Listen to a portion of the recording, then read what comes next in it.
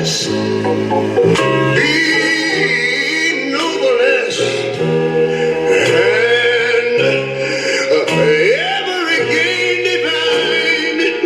You know, when I was at school, we used to sing something like this. Listen here. Oh, beautiful, far spacious skies, far amber waves of grain,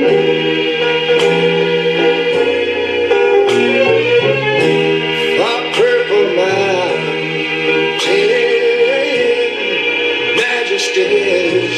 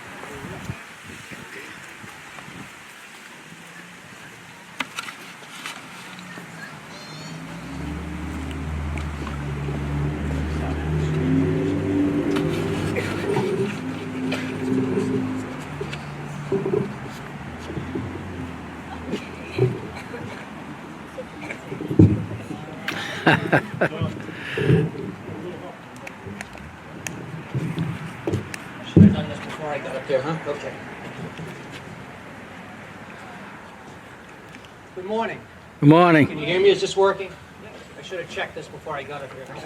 My name is Roger Cabral. I'm chairman of the Board of Selectmen in the town of Acushnet. Sorry, Tom. Oh, we should have. All right, we're working on it. That won't move back at all? Yeah, like that. Perfect. A little bit more. Perfect. Can you hear me now? Yes. All right. My name is Roger Cabral. I'm chairman of the Board of Selectmen in the town of Acushnet. I'd like to introduce the gentleman standing behind me. From the Board of Selectmen, David DeRoche and Kevin Gaspar. Our state representative, Chris Hendricks. Our new police chief, Chris Richmond. And our fire chief, Kevin Gallagher.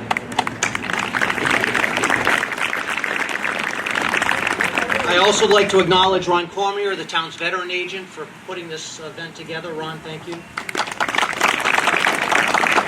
And you can't stand in this beautiful memorial without always recognizing Tom DaCosta for the work that he did in pulling this together.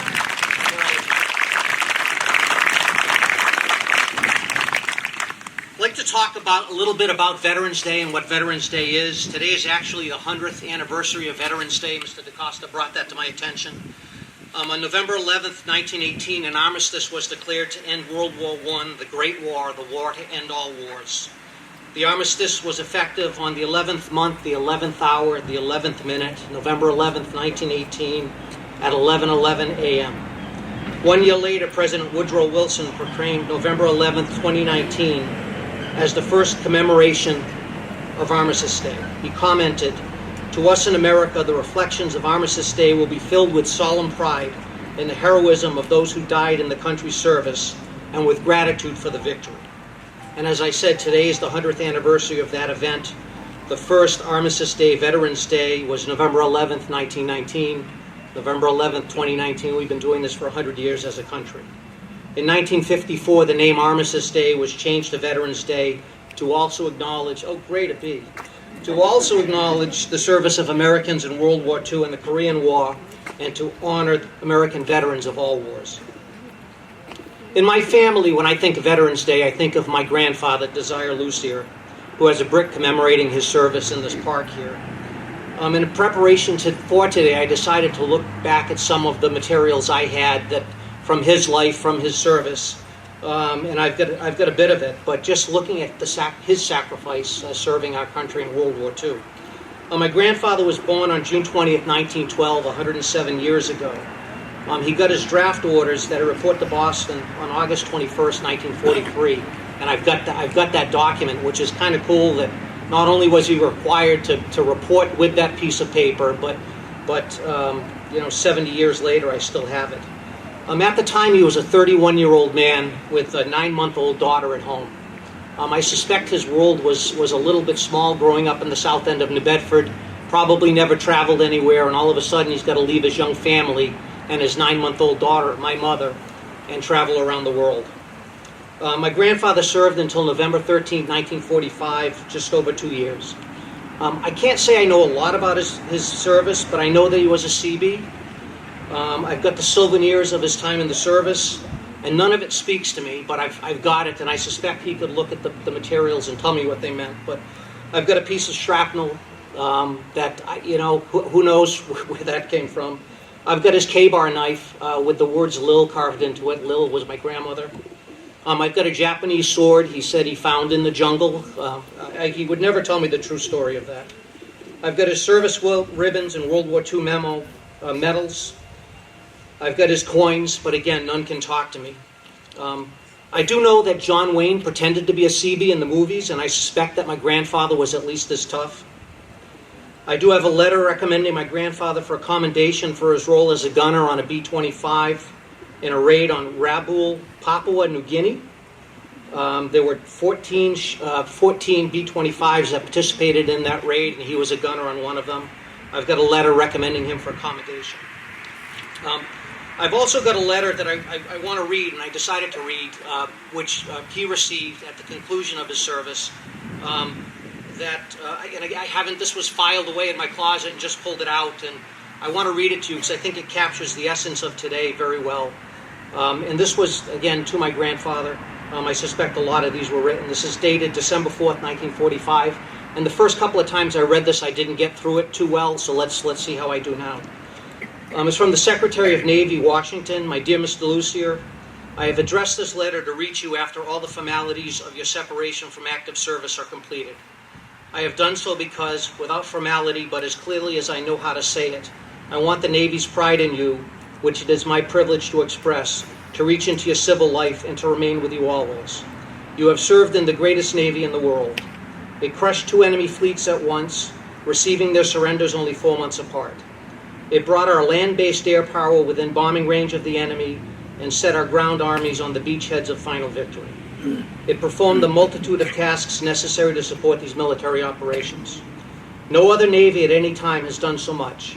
For your part in these achievements, you deserve to be proud as long as you live. And this is a letter to all of our veterans.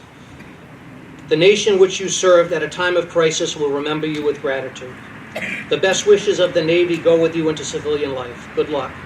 And it's signed, sincerely yours, James Forrestal, Secretary of the Navy. Thank you all for being here. Thank you for the veterans that have served our country.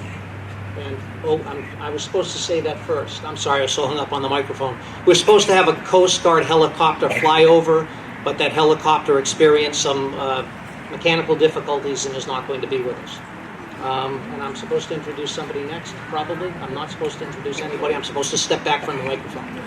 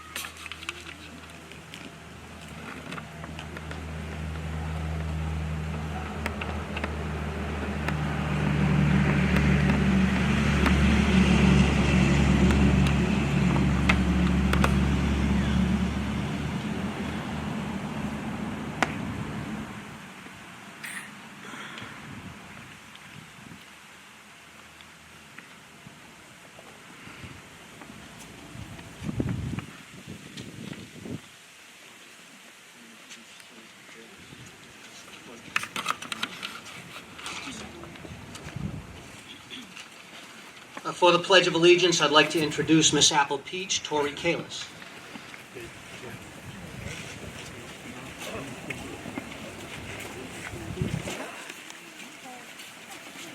I pledge allegiance to the flag of the United States of America, and to the republic for which it stands, under God, indivisible, with liberty and justice for all. Thank you everyone for being here today. I just want to give a huge thank you to all of our veterans who have served, who are serving, and who will serve in the future, because your actions are greatly appreciated, and we all take pride in you for serving our country so well. So thank you.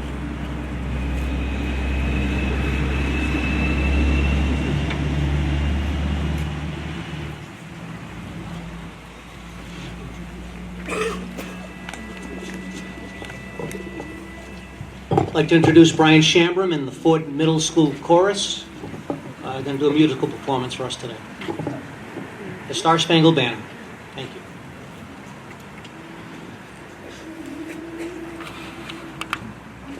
Oh, say, can you see by dawn's early light what so proudly we hailed at the twilight's last gleaming, whose broad stripes and bright stars through the perilous fight o'er the landward we marched, where so gallantly streamed, and the rockets were clear, the bombs bursting in air, gave proof through the night that our flag was still there.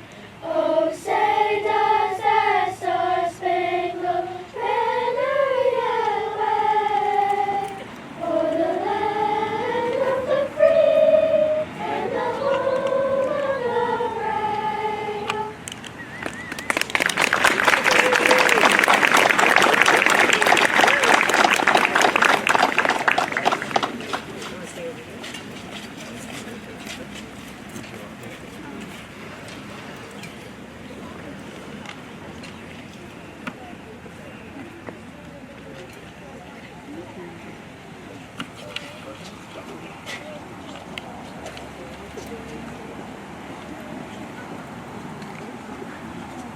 Up next is the release of the Birds of Peace.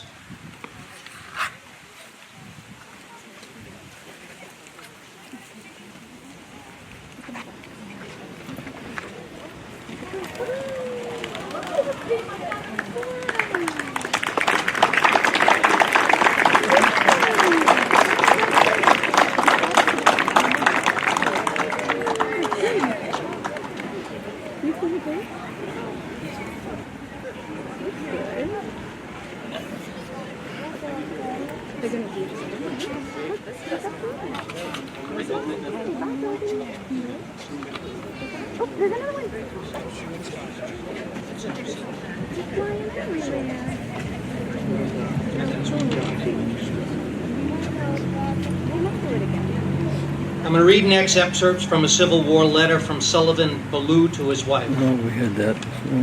This is the backstory to the letter, and that's going to come up next. After the bombardment of Fort Sumter in April 1861, President Lincoln called on the states to provide 75,000 militia troops to put down the rebellion. Ballou promptly volunteered and encouraged others to do it as well. He was commissioned a major in the 2nd Rhode Island Infantry Regiment. He was third in command of the regiment after Colonel John Slocum and Lieutenant Colonel Frank Wheaton. He was also appointed Judge Advocate of the Rhode Island Militia. The 2nd Rhode Island soon moved to Washington and joined the Union Army of Northeastern Virginia.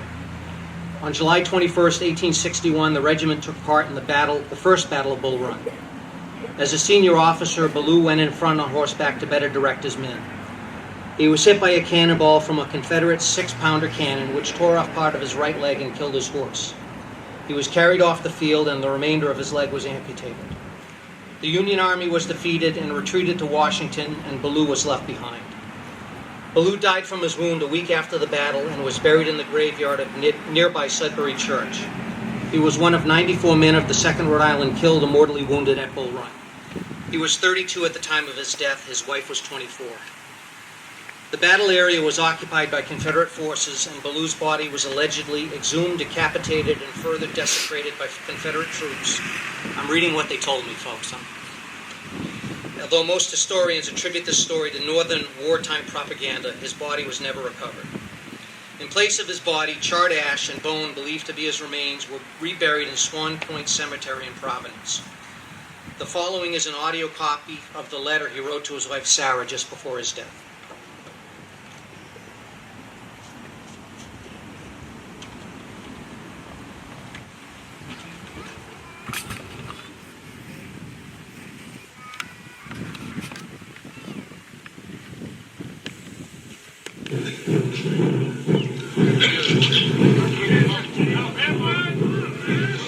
A week before the Battle of Bull Run, Sullivan Ballou, a major in the 2nd Rhode Island Volunteers, wrote home to his wife in Smithfield.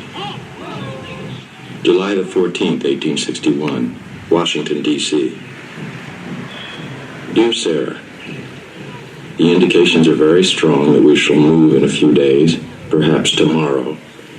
And lest I should not be able to write you again, I feel impelled to write a few lines that may fall under your eye when I'm no more. I have no misgivings about or lack of confidence in the cause in which I am engaged, and my courage does not halt or falter. I know how American civilization now leans upon the triumph of the government, and how great a debt we owe to those who went before us through the blood and suffering of the Revolution.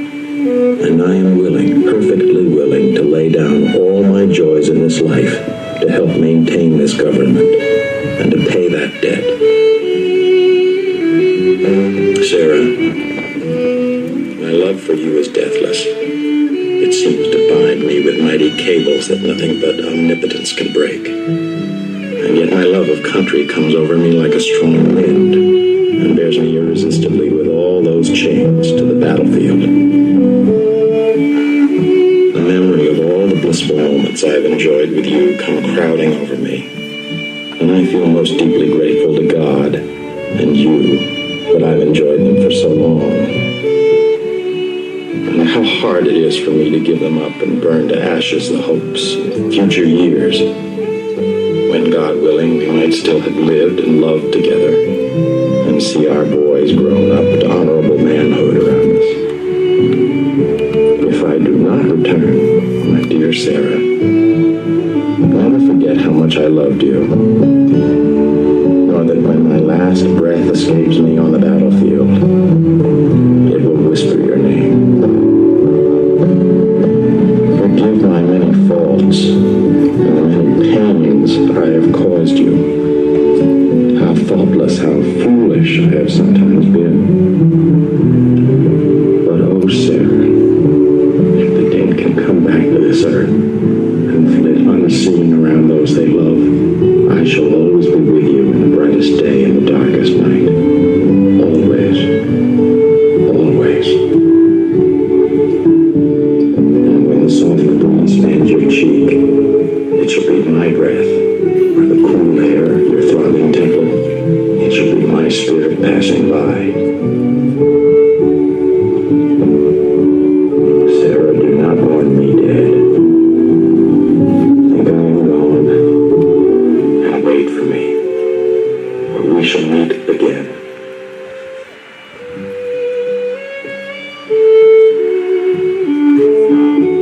Sullivan Ballou was killed a week later at the First Battle of Bull Run.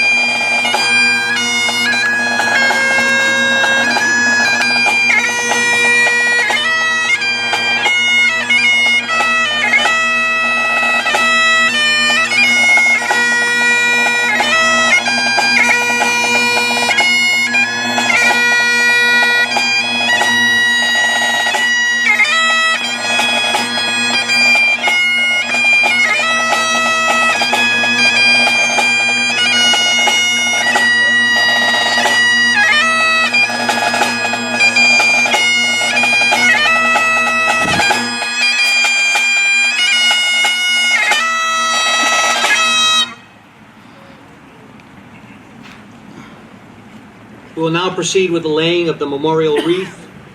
Representing the United States Army, Joe Costa. Representing the United States Marine Corps, Cliff Hathaway. Representing the United States Navy, Gil Cabral. Representing the United States Air Force, Tom DaCosta. And representing the United States Coast Guard, Morris Pevin.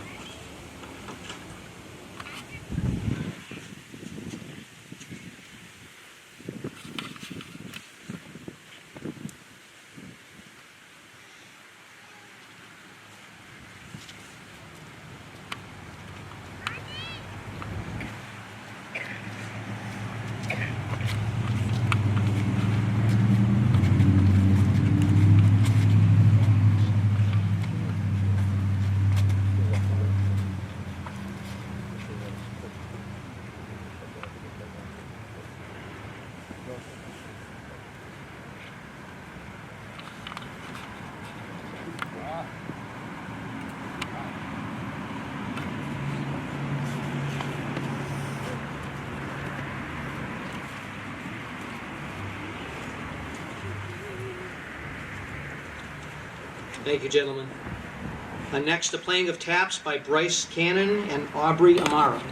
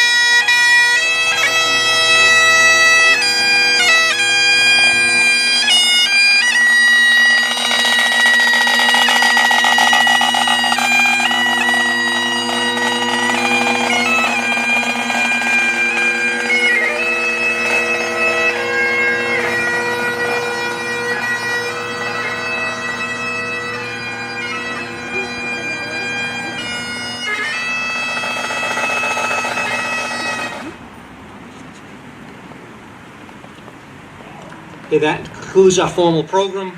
There's going to be coffee and donuts available behind me. I've got a thank you list I'd just like to go through quickly. Thank you to the Holly Breyer Pipers. Tom Fortin behind for sound and music. Roselane Nursery, thank you. Miss Apple Peach, Tori Kalis. Brian Shanburn and the Ford Middle School Choral Group. George Oliveira, responsible for the Doves of Peace. Our taps players, Aubrey Amaro and Bryce Cannon. And all attendees, thank you all for coming out today. It was a beautiful day. We appreciate your being here.